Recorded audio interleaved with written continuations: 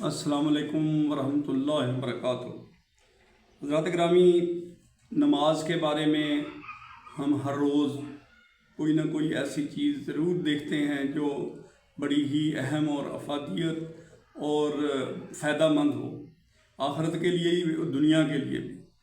यानी दुनिया के लिए आप वक़्त के पाबंद हो जाते हैं, आप काम करने लग जाते हैं, आप अच्छे से अच्छी सोच आपके अंदर डेवलप हो जाती है और आखिरत के लिहाज से आप बरीजुमा हो जाएंगे। जब आप नमाज 5 वक़्त की बाकायदगी से पढ़ेंगे तो आप इस कॉन्फिडेंस में होंगे कि हम अल्लाह के सामने जाके कम से कम ये कह सकते हैं कि या अल्लाह, हमने आपका हुक्म माना, हमने नमाज पाबंदी से 5 वक़्त पढ़ी। तो हज़रात गिरामी, अब नमाज को अदा करने के लिए वर्काउ मुआर राकिईन, अब इस हुक्म को पूरा करने के लिए हमारे पास एक जगह होनी चाहिए।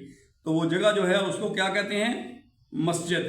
तो ये मसाजिद जो हैं ये इस्लामी इनकलाब का मरकज़ हैं। रसूल अकरम सल्लल्लाहु अलैहि वसल्लम ने मक्का मुकरमा से हिजरत फरमा कर मदीना तैयबा में तशरीफ़ लाए तो आप सल्लल्लाहु अलैहि वसल्लम ने शहर से बाहर उमरू बिन औफ के मोहल्ला में क़याम फरमाया और यहीं सबसे पहले इस मस्जिद की बुनियाद डाली, जिसे कुरान हकीम में मस्जिद तकवा का नाम दिया गया है और जो मस्जिद कुबा के नाम से भी मशहूर है।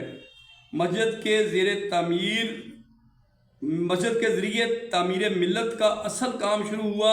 गोया ये मस्जिद मुसलमानों की दीनी, सियासी और मजलिसी और मुआशरती इस्लाह और तामीर का पहला मरकज़ था। यहाँ मुल्की और मिली ज़रूरियात पर मशावरत की जाती थी और अहम अमूर सर अंजाम पाते थे। मसाजिद की गरज ये है कि इनसे मुसलमानों को दिन में 5 मरतबा इत्तेहाद और इत्तफाक का सबक मिलता है और उनके कलूब और अरवाह को अहकाम इलाहिया की रोशनी मिलती रहती है। लिहाजा अगर मस्जिद से ये गरज पूरी होती है और मेंबरों से किताब व सुन्नत के मुताबिक उनकी सही रहनुमाई होती है तो वो मस्जिदें आबाद हैं, ख्वाह वो कच्ची ही क्यों ना हो। मसाजिद की आबादी के मानी ये हैं कि उनके आइमात दीनी बसीरत रखने वाले और इस्लाम की सही रोशनी देने वाले हों और मुसलमानों की तामीर व इस्लाह का काम बखूबी सरअंजाम दे रहे हों। और जिन मस्जिदों से मिल्लत लमा की ये अगराज पूरी ना हो रही हों वो वीरान हैं, ख्वाह वो कितनी ही शानदार और ख़ूबसूरत बनी हुई हों।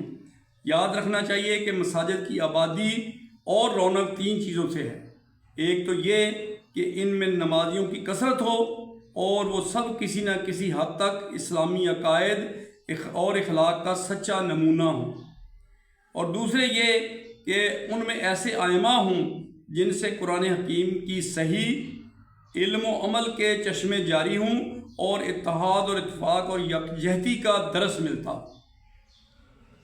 और तीसरे ये कि मस्जिदों में हर मुसलमान को ज़िक्र व फ़िक्र और इबादत इलाही की आज़ादी हो।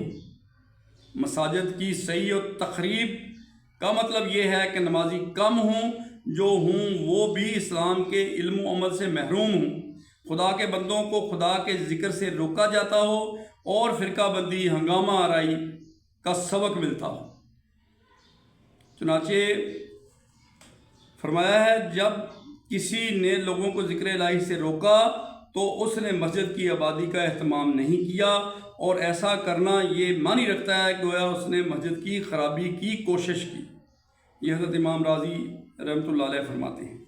उसके बाद है, मसाजिद को वीरान करने की कोशिश 2 सूरतों में है।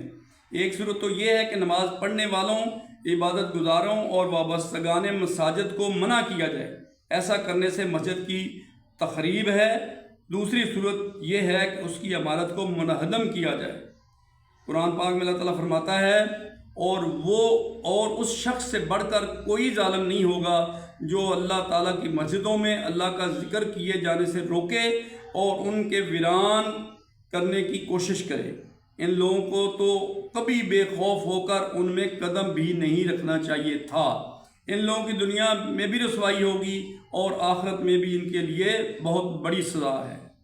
इस आयत करीमा की रोशनी में वो लोग बड़े ही जालिम और शरीर हैं जो मस्जिद में ज़िक्र इलाही से रोकते और फितना और फसाद बर्पा करके ملت وحدہ کے شرازہ کو اور زیادہ بکھیرتے ہیں۔